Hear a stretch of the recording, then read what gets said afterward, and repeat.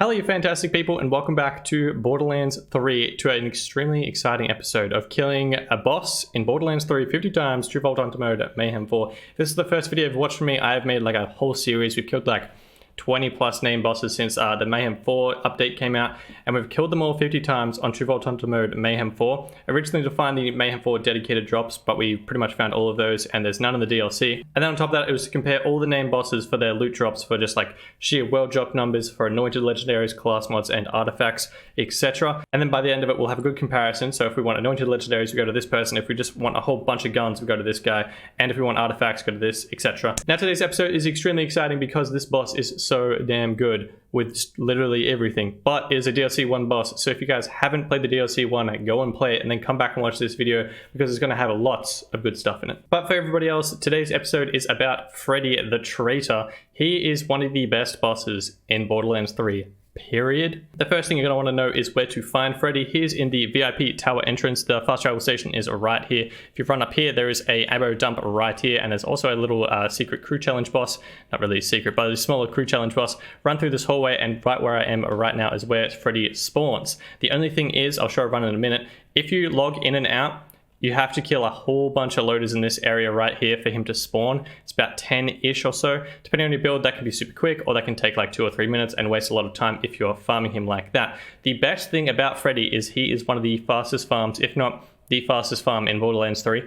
If you do not log in and out, if you do the first run, kill all these guys, get him to spawn, kill Freddy, then just fast travel back to this location right here, and then go again, he will have spawned. You will not have to kill all these loaders again, and he will spawn immediately. And you can do that and repeat every single time. You can skip about 45 seconds worth of load screen wait times when farming this guy, which I originally found out from one of my comments in my comment section. So thank you very much for whoever said that, because that saved me a good 45 to maybe even an hour today farming this guy, because you don't have to sit around in the loading screen, which is about 30 seconds on the way in, about 10 seconds on the way out. Plus, you don't have to kill any of these loader bots. If you don't want to, you can run straight through, which saves about 3 minutes every single time, and across 50 farms, that was a lot of time saved. Now, as for loadout for Freddy the Traitor, I went for a few different strats and eventually landed on these guns because they're just the best and the fastest. The Illusion's Call is probably the best DLC 1 weapon you can have if you're flak particularly. If you're hitting crit hits, it's just ricocheting so many bullets and just destroying all the loader bots super quick if you're in fadeaway.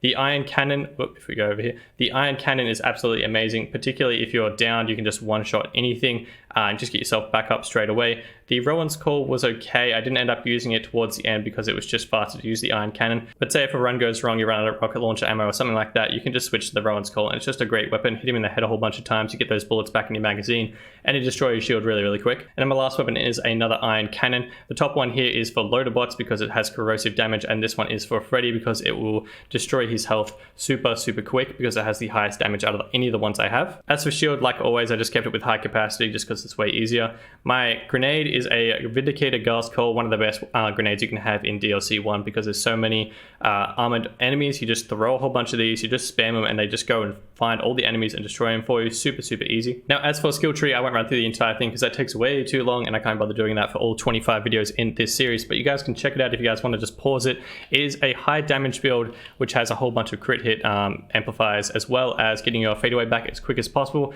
which is just goals for flak. And the best part about it, it works for pretty much every boss I've farmed so far, so I don't have to actually change it, and it's just a good all-round build. Now I just have a few runs showing on screen so you guys can see my strategy for destroying Freddy as quickly as possible. The first one will likely be the run that I had already logged beforehand, so I had to kill all the loader bots just so you guys can see how long that kind of takes and how much time you're saving by just fast traveling back and forth to that new station. And then after that, I'll have a run showing where I just sprint straight to Freddy and show you how quickly you can just destroy him, and just do that on a loop. My strat mainly consists of just absolutely spamming gas calls, running in there, getting Illusion's Call, hitting as many criticals as I can get, just so it pings all the ricochet bullets to as many loader bots at the same time, going into fadeaway. And then once Freddy actually spawns, he has these two little side henchmen robots that are a little bit stronger than the others and have way more damage. So I switched to the Iron Cannon. You can usually get them in one shot, unless I miss them slightly. I might have to hit them with two.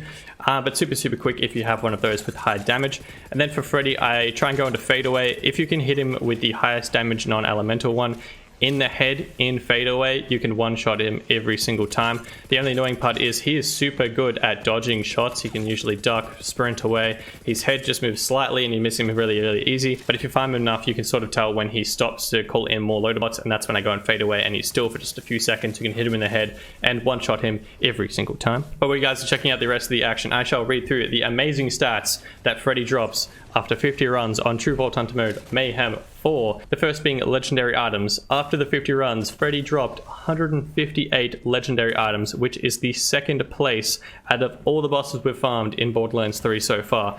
The number one place is Jackpot with 165. Low-key, that's because he just drops a broken amount of class mods though, so Freddy is probably better, let alone when you consider the speed in which you can farm Freddy versus Jackpot. Freddy is dropping more legendaries than anyone given the amount of time it takes to farm him. Third place is Agonizer, who's a really good farm if you guys don't have DLC 1. He drops 157 legendaries after the 50 runs in True Vault Hunter mode Mayhem 4. As for the Anointeds, Freddy is absolutely amazing at dropping legendary anointed weapons, so much so he's actually number one spot out of all the bosses we've farmed in Borderlands 3 so far. He dropped 34 anointed legendary weapons out of the 50 runs, which is really good. Our second place, who was originally number one before this video, is Fabricator Mark II, who dropped 28 anointed legendary weapons out of the 50 runs, who's also a DLC 1 boss. If you guys don't have DLC 1, third place is Troy with 25. He's a super annoying boss though, so I would recommend the fourth place boss, who is Gigamind.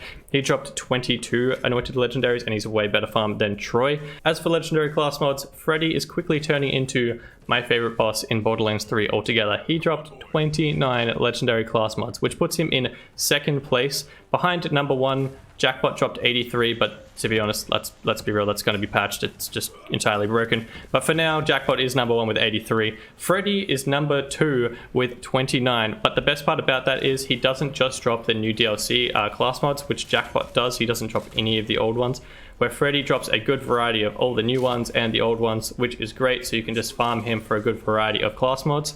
Third place, if you guys don't have DLC 1, Agonizer is also a really good place for class mods as well. He dropped 25 legendary class mods out of the 50 runs. And as for legendary artifacts, I am pleased to announce Freddy actually drops any legendary artifacts, whereas the rest of the DLC bosses I've farmed so far, I don't believe any of them have dropped a single one because there's no new artifacts introduced in the DLC 1. But Freddy doesn't care. He dropped 11 legendary artifacts out of the 50 runs, which is below average for the rest of the bosses, but when you compare him to any of the DLC 1 bosses that drop nothing, that's really good, so you can farm him for an all-around variety of legendary items. If you guys are specifically farming for legendary artifacts, the best place currently is Rampager with 22 legendary artifacts out of the 50 runs.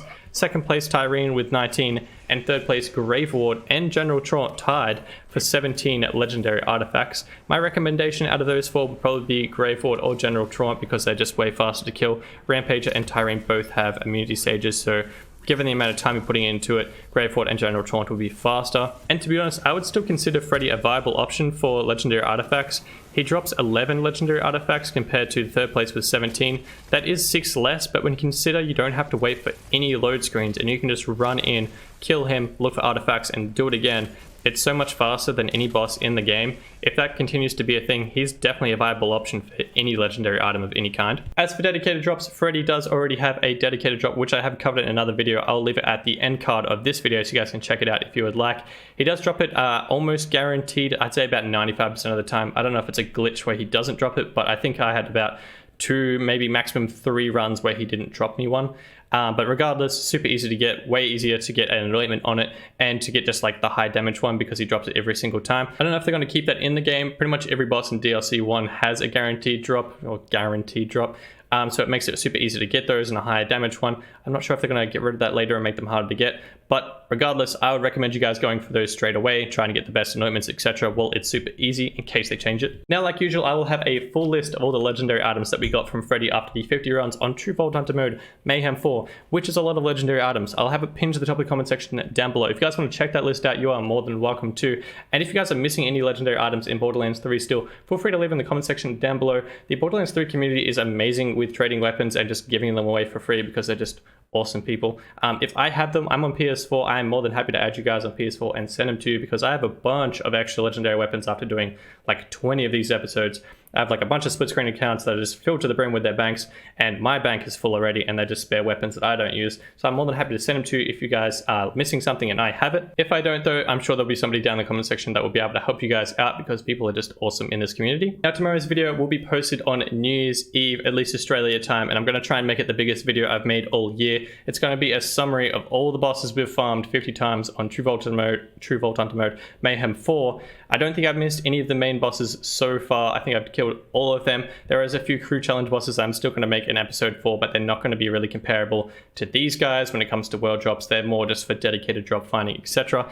But all the main bosses, I believe we've done it, and I'm going to make a big video that compares all the times, all the stats, etc. so you guys know the big summary of all this whole series and see who to go for the legendary weapons, anointeds, etc. and given the times. And that includes DLC bosses like this guy, as well as non-DLC bosses if you guys don't have the DLC. But yeah, I'm going to try and get that video done as quickly as possible. But that is all I have for Freddy 50 kills, True Vault mode, Mayhem 4. If you found this video enjoyable or helpful at all, feel free to smash subscribe down below. I'd really appreciate it. If you guys want to smash the bell as well, like the video, share the video. That would be really amazing. Helps the channel grow even more. We've absolutely flown since the series started, so thank you very much for that. You guys are absolute legends, and there's going to be massive things coming to this channel in 2020, which I am so keen about. But yeah, other than that, I hope you guys have a fantastic day. I shall see you guys tomorrow for New Year's Eve for the next video. And yeah, other than that, adios.